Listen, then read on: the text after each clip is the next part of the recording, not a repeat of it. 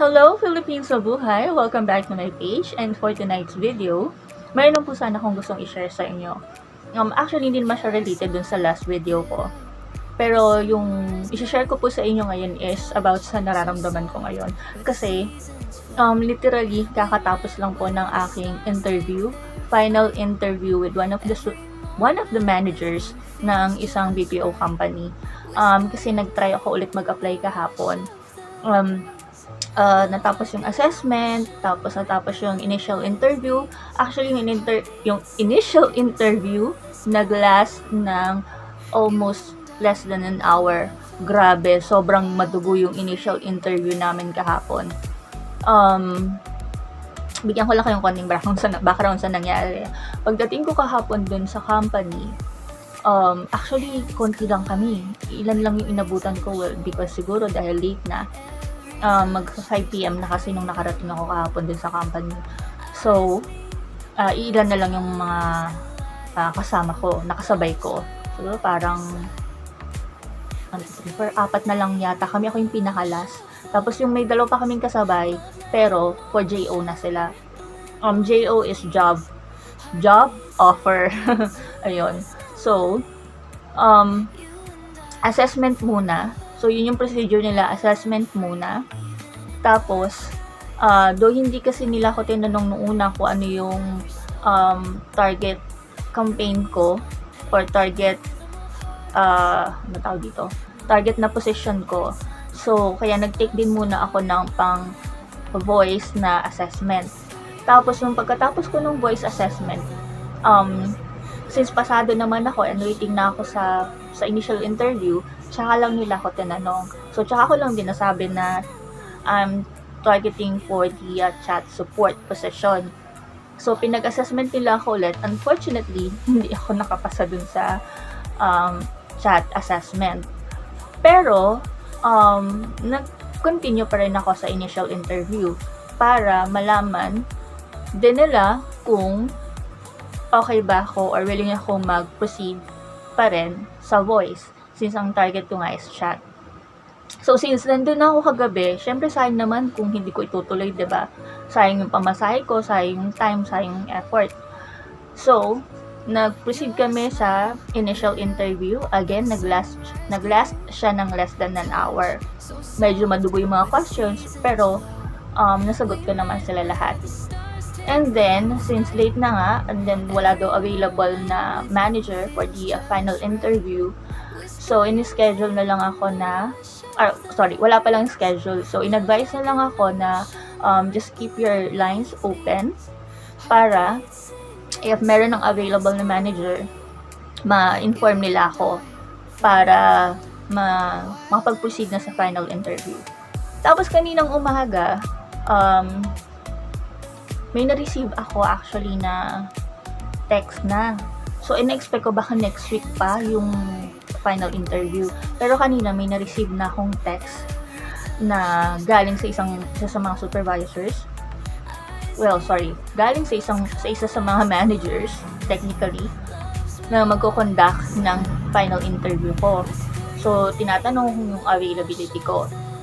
So, since kasi mag-apon akong tulog kanina dahil late na ako nakatulog kaninang umaga. So, kaninang hapon na lang ako naka-reply.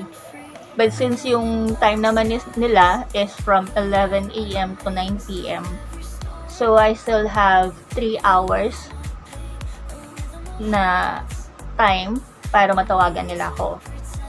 So, nag-reply ako dun sa text message. Tapos, nag-reply din ako dun sa chat sa Viber. And then, kanina, 30 minutes before 9 PM, wala pa akong nare-receive. So, sabi ko 30 minutes na lang, pagdating ng 9, baka hindi na ako ma-interview. Tapos, after a few minutes, eto na, nag-ring na yung phone ko. Ayun, syempre, call siya sa number ko. So, kinabahan agad ako. So, sinagot ko siya. Pag sagot ko, Yun nga, nagpakilala na siya na siya daw ay isa sa mga managers sa company na to for that particular account. So, if available na daw ba ako for the final interview through Viber. So, since waiting naman na ako, so I said yes. So, ayun na nga. Pagkababa namin doon, maya nag-message na siya sa akin sa Viber. Tapos, tinawagan na niya ako. Ayun. Open cam, pero hindi ko siya nakikita. Ako lang naka-open ng cam. Ayun. Actually, mabilis lang yung aming final interview eh. Mga 20 minutes something lang. Mas mabilis pa dun sa initial interview. Ayun. So, actually, mabait naman yung manager na nakausap ko. Pero syempre, hindi mawawala yung kaba. Diba? Tapos, alam niyo naman guys, ang mga CSR, magaling lang mag-English kapag may headphones. Kapag suot namin ang headphones namin. Pero pag walang headphones, mahirap mag-English. Ayun, so naka-loudspeaker lang ako, walang suot na kahit anong headphones.